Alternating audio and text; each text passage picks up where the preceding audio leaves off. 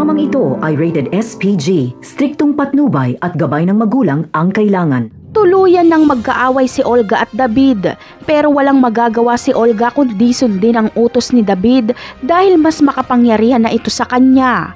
Kahit kasi magkaalaman ng sikreto ay mas mapera na si David kesa kay Olga, kaya dihado si Olga dito. Si Olga ang inutusan ni David na hanapin kung sino ang nagtutulak ng bagong droga na kumakalat sa Quiapo. Iba kasi ang aasikasuhin ni David. Ito ay ang mga ari-arian ng mga kabalyero. Galit na galit si Olga dahil ito ang priority ni David kaysa sa utos ni Ramon. Pero sasabihin lang ni David na kailangan niyang makuha ang mga ari-arian ng mga kabalyero dahil pinaghirapan niya daw umano ito.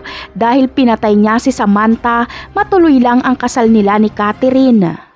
Itatanong naman ni Olga kung sinong Samantha itong pinatay ni David. Sasagot si David na si Samantha ay kaibigan ni Tanggol na siyang dahilan ng pagkamatay ni Pablo. Dagdag pa ni David ay walang duda na si Tanggol ang pumatay kay Pablo. Parang bubuhusan ng malamig na tubig si Olga sa kanyang nalaman. Nasa harapan niya lang pala ang pumatay sa kanyang anak.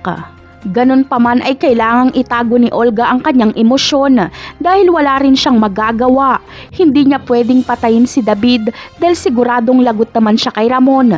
Hindi niya rin pwedeng ilaglag si David at sabing impostor ito dahil siya ang nagplano ng lahat. Si Olga pa rin ang sisingilin ni Ramon sa kalokohang ito. Kaya tanging plano na lang ang magagawa ni Olga. Ang masaklap pa ay tauhan na lang ang tingin sa kanya ni David. Napakarami pa nating dapat abangan sa mga susunod na episode. Paalam!